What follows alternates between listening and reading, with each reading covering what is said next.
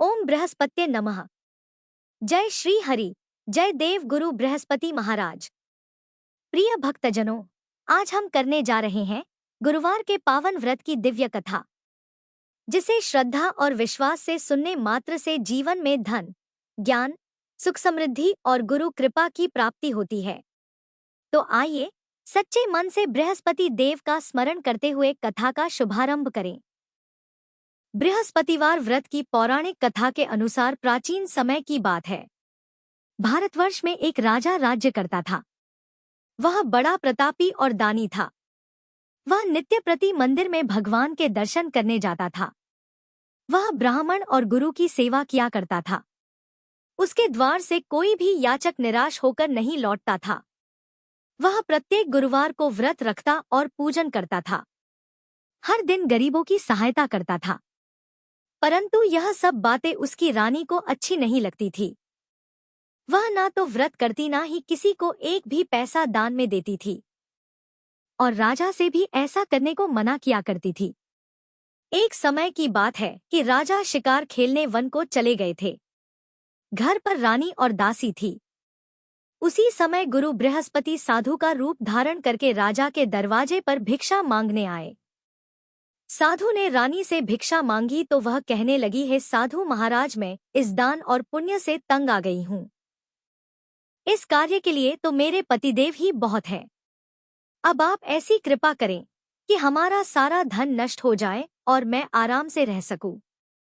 साधु रूपी बृहस्पति देव ने कहा, हे देवी, तुम बड़ी विचित्र हो। संतान और धन से कोई दुखी नहीं होता है। इसको तो सभी चाहते हैं। पापी भी पुत्र और धन की इच्छा करता है। अगर तुम्हारे पास धन अधिक है तो भूखे मनुष्यों को भोजन कराओ, प्याऊ लगवाओ, ब्राह्मणों को दान दो, धर्मशालाएं बनवाओ, कुआं, तालाब, बावड़ी, बाग, बगीचे आदि का निर्माण कराओ तथा निर्धनों की कुंवारी कन्याओं का विवाह कराओ और यज्ञादि करो। इस प्रकार के कर्मों से आपके कुल का और आपका नाम परलोक में सार्थक होगा और स्वर्ग की प्राप्ति होगी। किंतु रानी साधु की इन बातों से खुश नहीं हुई। उसने कहा, है साधु महाराज, मुझे ऐसे धन की बिल्कुल आवश्यकता नहीं जिसको मैं अन्य लोगों को दान दूं या जिसको रखने और संभालने में ही मेरा सारा समय नष्ट हो जाए। तब साधु ने कहा, है देवी, अगर तुम्हारी ऐसी ही इच्छा है तो जैसा मैं तुम्हें बताता हूँ तुम वैसा ही करना। बृहस्पतिवार के दिन घर को गोबर से लिपना, अपने केशों को पीली मिट्टी से धोना, राजा से कहना वह दाढ़ी कटवाएं, भोजन में मांस मदिरा खाना, कपड़ा धोबी के यहाँ धुलने देना। इस प्रकार 7 बृहस्पतिवार करने से तुम्हारा सब धन नष्ट हो जाएगा। ऐसा कहकर साधु महाराज रूपी बृहस्पति देव अंतर्ध्य हो गए। रानी ने साधु के कहे अनुसार 7 बृहस्पतिवार तक वैसा ही करने का विचार किया। साधु के बताए अनुसार कार्य करते हुए केवल 3 बृहस्पतिवार ही बीते थे कि उसकी समस्त धन संपत्ति नष्ट हो गई। भोजन के लिए दोनों समय परिवार तरसने लगा तथा सांसारिक भोगों से दुखी रहने लगा। तब वह राजा रानी से कहने लगा, हे रानी, तुम यहाँ पर रहो, मैं दूसरे देश को जाता हूँ, क्योंकि यहाँ पर मुझे सभी मनुष्य जानते हैं, इसलिए मैं यहाँ कोई काम नहीं कर सकता। मैं परदेश जा रहा हूँ, वहां कोई काम धंधा करूंगा, शायद हमारे भाग्य बदल जाए।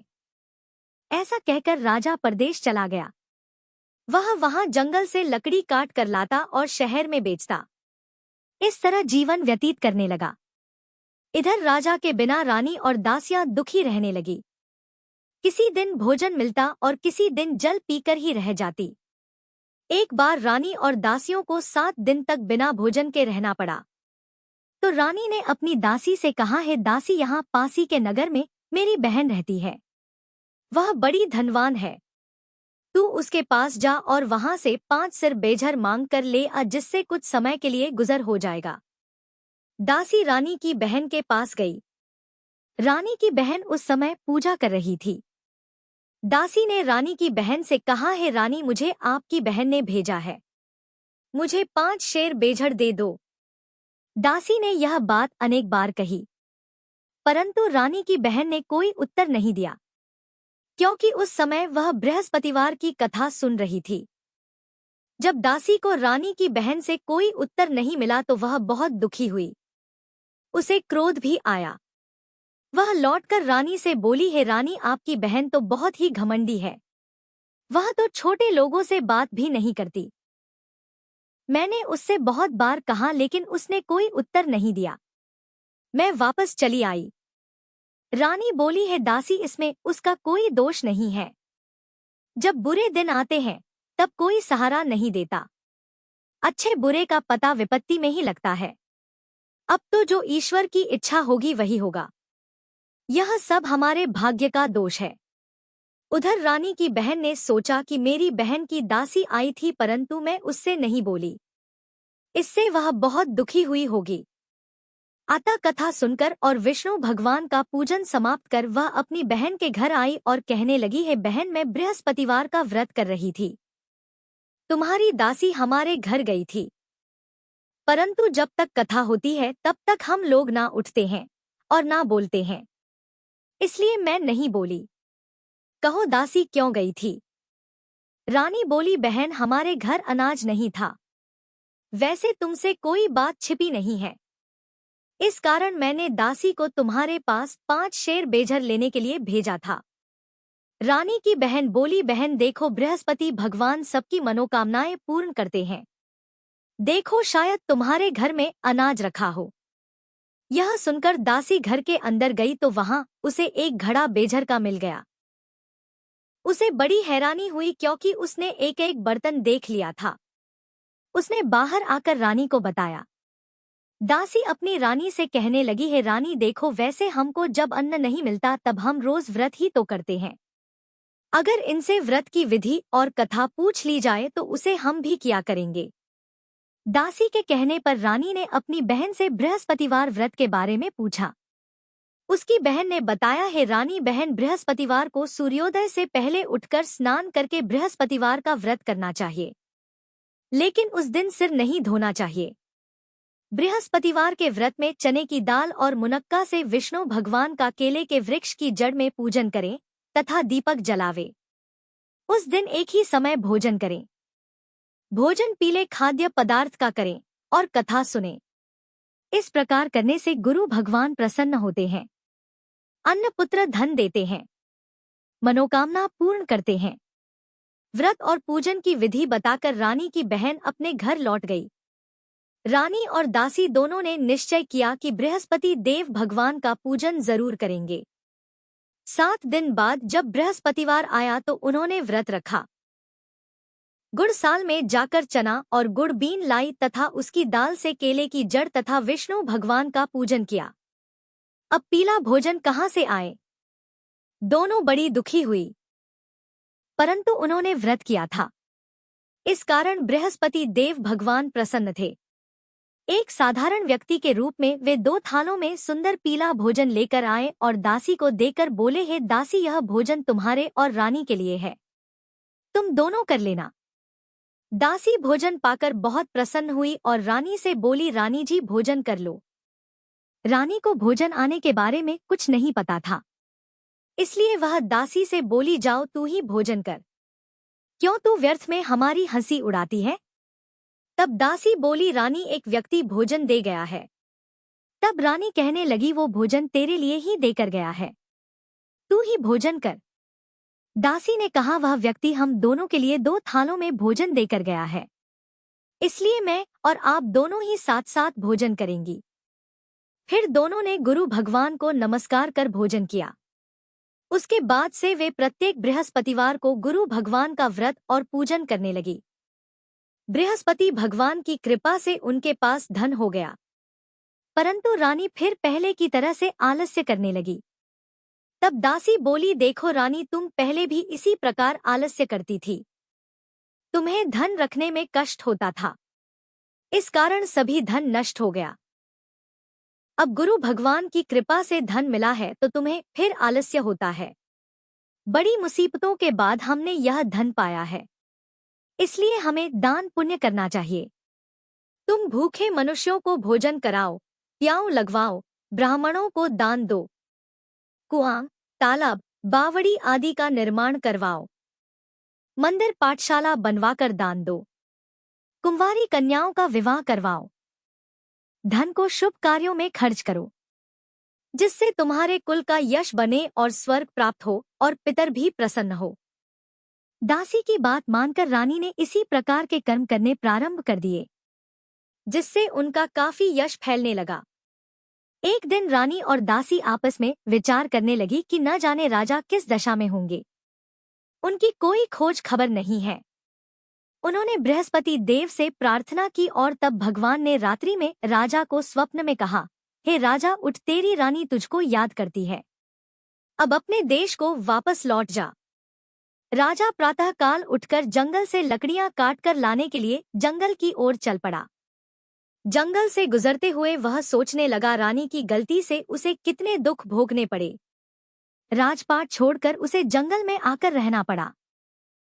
जंगल से लकड़ियां काटकर उन्हें बेचकर गुजारा करना पड़ा। उसी समय उस जंगल में बृहस्पति देव एक साधु का रूप धारण करके आए और राजा के पास आकर बोले, हे लकड़हारे, तुम इस सुनसान जंगल में किस चिंता में बैठे हो, मुझे बतलाओ। यह सुनकर राजा की आंखों में आंसू भर आए और साधु की वंदना करके वह बोला, हे प्रभु, आप सब कुछ जानने वाले हैं। ऐसा कहकर राजा ने साधु को अपनी संपूर्ण कथा सुना दी। महात्मा दयालु होते हैं। वे राजा से बोले, हे राजा, तुम्हारी पत्नी ने बृहस्पति देव के प्रति अपराध किया था, जिसके कारण तुम्हारी यह दशा हुई।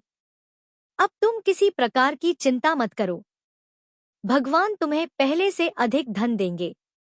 देखो, तुम्हारी पत्नी ने बृहस्पतिवार का व्रत करना प्रारंभ कर दिया है। अब तुम भी बृहस्पतिवार का व्रत करके चने की दाल और गुड़ जल के लोटे में डालकर केले का पूजन करो। फिर कथा कहो या सुनो, भगवान तुम्हारी सब मनोकामनाओं को पूर्ण करेंगे। साधु को प्रसन्न देखकर राजा बोला, हे प्रभु, मुझे लकड़ी बेचकर इतना पैसा नहीं मिलता जिससे भोजन करने के उपरांत कुछ बचा सकूं, और मैंने रात्रि में अपनी रानी को व्याकुल देखा है। मेरे पास कोई साधन नहीं जिससे समाचार जान सकूं।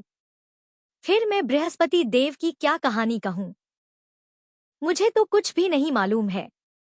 साधु ने कहा, हे राजा, तुम किसी बात की चिंता मत करो। बृहस्पतिवार के दिन तुम रोजाना की तरह लकड़ियां लेकर शहर में जाओ। तुम्हें रोज से 2 गुना धन प्राप्त होगा, जिससे तुम भलीभांति भोजन कर लोगे और बृहस्पति देव की पूजा का सामान भी आ जावेगा। बृहस्पतिवार की कथा इस प्रकार है।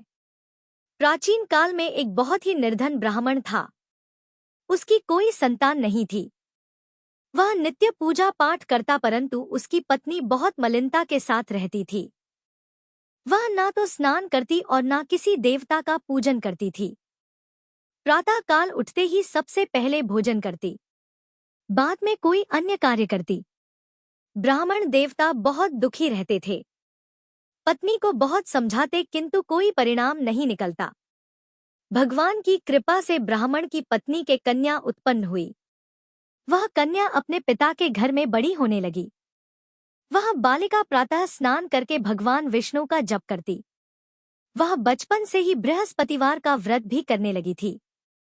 पूजा पाठ समाप्त कर स्कूल जाती तो अपनी मुट्ठी में जौ भरकर ले जाती और पाठशाला जाने के मार्ग में डालती जाती। वही जौ सोने के हो जाते तो लौटते समय उनको बिनकर घर ले आती। एक दिन वह बालिका सोप में उन सोने के जौ को फटक कर साफ कर रही थी। तभी उसकी माँ ने देख लिया और कहने लगी, हे बेटी, सोने के जौ को फटकने के लिए सोने का सूप होना चाहिए। दूसरे दिन गुरुवार था। उस कन्या ने व्रत रखा और बृहस्पति देव से प्रार्थना करके कहा, हे प्रभु, यदि मैंने सच्चे मन से आपकी पूजा की हो तो मुझे सोने का सूप दे दो। बृहस्पति देव ने उसकी प्रार्थना स्वीकार कर ली। रोजाना की तरह वह कन्या जौ फैलाती हुई पाठशाला चली गई। पाठशाला से लौटकर जब वह जौ बिन रही थी तो बृहस्पति देव की कृपा से उसे सोने का सूप मिला। उसे वह घर ले आई और उससे जौ साफ करने लगी, परंतु उसकी माँ का वही ढंग रहा। एक दिन की बात है, वह कन्या सोने के सूप में जौ साफ कर रही थी। उस समय उस नगर का राजकुमार वहां से होकर निकला। इस कन्या के रूप और सोने के सूप में जौ को साफ करते देखकर वह उस कन्या पर मोहित हो गया। राजमहल आकर वह भोजन तथा जल त्याग कर उदास होकर लेट गया। राजा को जब राजकुमार द्वारा अन्न जल त्यागने का समाचार मिला तो अपने मंत्रियों के साथ वह अपने पुत्र के पास आए और बोले, हे बेटा, तुम्हें किस बात का कष्ट है? किसी ने अपमान किया है अथवा कोई और कारण है? मुझे बताओ, मैं वही करूंगा जिससे तुम्हें प्रसन्नता हो। तब राजकुमार ने अपने पिता की बातें सुनी और बोला, मुझे आपकी कृपा से किसी बात का दुख नहीं है। किसी ने मेरा अपमान नहीं किया है, परंतु मैं उस लड़की के साथ विवाह करना चाहता हूँ जो सोने के सूप में जौ साफ कर रही थी। यह सुनकर राजा आश्चर्य में पड़ गया और बोला, हे बेटा, इस तरह की कन्या का पता तुम ही लगाओ, मैं उसके साथ तुम्हारा विवाह अवश्य ही करवा दूंगा। राजकुमार ने राजा को उस लड़की के घर का पता बतलाया। मंत्री उस लड़की के घर गया और राजा का आदेश ब्राह्मण को सुनाया। कुछ दिन बाद ब्राह्मण की कन्या का विवाह राजकुमार के साथ संपन्न हो गया। कन्या के घर से जाते ही उस ब्राह्मण देवता के घर में पहले की तरह गरीबी का वास हो गया। अब भोजन के लिए भी अन्न बड़ी मुश्किल से मिलता था।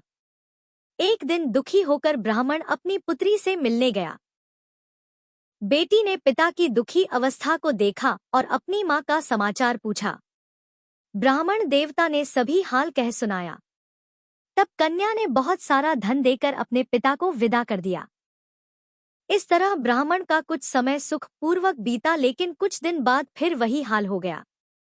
ब्राह्मण फिर अपनी कन्या के यहाँ गया और सभी हाल कहा तो पुत्री कहने लगी, हे पिताजी, अब माताजी को यहाँ लेवा लाओ, मैं उन्हें वह विधि बता दूंगी जिससे गरीबी दूर हो जाए। अब ब्राह्मण देवता अपनी पत्नी को साथ लेकर अपनी पुत्री के पास राजमहल में पहुंचे तो पुत्री अपनी मां को समझाने लगी, हे मां, तुम प्रातः काल उठकर प्रथम स्नाना आदि करके विष्णु भगवान का पूजन करो तो सब दरिद्रता दूर हो जाएगी। परंतु उसकी मां ने उसकी एक बात नहीं मानी। वह प्रातः काल उठकर अपनी पुत्री का बचा जूठन खा लेती थी। एक दिन उसकी पुत्री को बहुत गुस्सा आया। उसने एक रात ओशरी से सारा सामान निकाल दिया और उसमें अपनी मां को बंद कर दिया।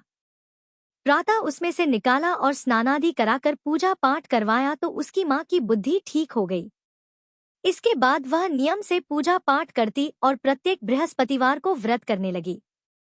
इस व्रत के पुण्य प्रभाव से उसकी मां भी बहुत धनवान हो गई और बृहस्पति देवता के प्रभाव से स्वर्ग को गई। वह ब्राह्मण भी सुख पूर्वक इस लोक का सुख भोग कर स्वर्ग को प्राप्त हुए। इस तरह कहानी कहकर साधु महाराज वहां से लोभ हो गए। धीरे धीरे समय बीतने पर फिर बृहस्पतिवार का दिन आया। राजा जंगल से लकड़ी काटकर किसी शहर में बेचने गए। उसे उस दिन और दिनों से अधिक धन मिला। राजा ने चना, गुड़ आदि लाकर बृहस्पतिवार का व्रत किया। उस दिन से उसके सभी क्लेश दूर हुए। परंतु जब अगला गुरुवार का दिन आया तो वह बृहस्पतिवार का व्रत करना भूल गया। इस कारण बृहस्पति भगवान नाराज हो गए। उस दिन उस नगर के राजा ने विशाल यज्ञ का आयोजन किया तथा अपने समस्त राज्य में घोषणा करवा दी कि कोई भी मनुष्य अपने घर में भोजन ना बनाए और आग भी ना जलाए। समस्त जनता मेरे यहाँ भोजन करने आए। इस आज्ञा को जो ना मानेगा उसको फांसी की सजा दी जाएगी। राजा की आज्ञा अनुसार राज्य के सभी निवासी राजा के भोज में सम्मिलित हुए, लेकिन लकड़हारा कुछ देर से पहुंचा, इसलिए राजा उसको अपने साथ महल में ले गए। जब राजा लकड़हारे को भोजन करा रहे थे तो रानी की दृष्टि उस खूंटी पर पड़ी जिस पर उसका हार लटका हुआ था। उसे हार खूंटी पर लटका दिखाई नहीं दिया। रानी को निश्चय हो गया कि मेरा हार उस लकड़हारे ने चुरा लिया है। उसी समय सैनिक बुलवाकर उसको कैदखाने में डलवा दिया। जब लकड़हारा कारागार में पड़ गया तो बहुत दुखी होकर विचार करने लगा कि न जाने कौन से पूर्व जन्म के कर्म से मुझे दुख प्राप्त हुआ है, और उसी साधु को याद करने लगा जो जंगल में मिला था। तत्काल बृहस्पति देव साधु के रूप में प्रकट हो गए और उसकी दशा को देखकर कहने लगे, अरे मूर्ख, तूने बृहस्पति देवता की कथा नहीं की, इस कारण तुझे दुख प्राप्त हुआ है। अब चिंता मत कर। बृहस्पतिवार के दिन कारागार के दरवाजे पर 4 पैसे पड़े मिलेंगे। उनसे तू बृहस्पति देव की पूजा करना तो तेरे सभी कष्ट दूर हो जाएंगे। अगले बृहस्पतिवार उसे कारागार के द्वार पर 4 पैसे पड़े मिले। राजा ने पूजा का सामान मंगवाकर कथा कही और प्रसाद बांटा। उसी रात्रि को बृहस्पति देव ने उस नगर के राजा को स्वप्न में कहा, हे राजा, तूने जिस आदमी को कारागार में बंद करा दिया है वह निर्दोष है। वह राजा है, उसे छोड़ देना। रानी का हार उसी खूंटी पर लटका हुआ है। अगर तू ऐसा नहीं करेगा तो मैं तेरे राज्य को नष्ट कर दूंगा। राजा प्रातःकाल उठा और खूंटी पर हार टंगा देखकर लकड़हारे को बुलाकर क्षमा मांगी तथा राजा के योग्य सुंदर वस्त्र आभूषण भेंट कर उसे विदा किया। गुरुदेव की आज्ञा अनुसार राजा अब अपने नगर को चल दिया। राजा जब नगर के निकट पहुंचा तो उसे बड़ा ही आश्चर्य हुआ। नगर में पहले से अधिक बाग, तालाब और कुएं तथा बहुत सी धर्मशाला, मंदिर आदि बने हुए हैं। राजा ने पूछा कि यह किसका बाग और धर्मशाला है? तब नगर के सब लोग कहने लगे, यह सब रानी और दासी द्वारा बनवाए गए हैं। राजा को आश्चर्य हुआ और गुस्सा भी आया। जब रानी ने खबर सुनी कि राजा आ रहे हैं तो उसने अपनी दासी से कहा, है दासी, देख राजा हमको कितनी बुरी हालत में छोड़ गए थे। वह हमारी ऐसी हालत देखकर लौट ना जाए, इसलिए तू दरवाजे पर खड़ी हो जा। रानी की आज्ञा अनुसार दासी दरवाजे पर खड़ी हो गई। जब राजा आए तो उन्हें अपने साथ महल में लिवा लाई। तब राजा ने क्रोध करके अपनी तलवार निकाली और पूछने लगा, बताओ यह धन तुम्हें कैसे प्राप्त हुआ है? तब रानी ने बताया, हमें यह सब धन बृहस्पति देव के व्रत के प्रभाव से प्राप्त हुआ है।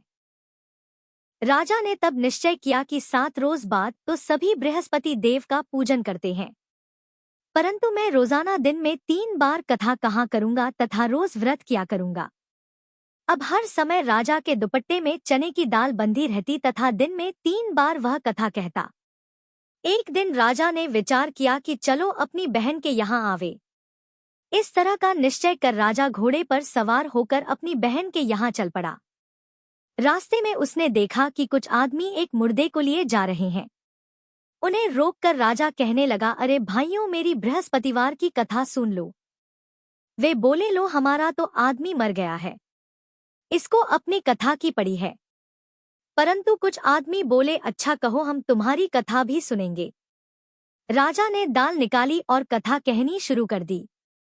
जब कथा आधी हुई तो वह मुर्दा हिलने लगा और जब कथा समाप्त हुई तो राम राम करके वह मनुष्य खड़ा हो गया। राजा आगे बढ़ा, उसे चलते चलते शाम हो गई।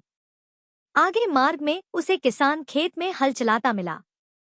राजा उससे बोला, अरे भैया, तुम मेरे बृहस्पतिवार की कथा सुन लो।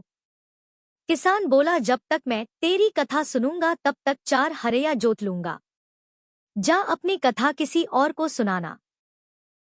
राजा आगे चलने लगा। राजा के हटते ही बैल पछाड़ खाकर गिर गए तथा किसान के पेट में बहुत जोर से दर्द होने लगा। उसी समय किसान की माँ रोटी लेकर आई। उसने जब यह देखा तो अपने पुत्र से सब हाल पूछा। बेटे ने सभी हाल बता दिया।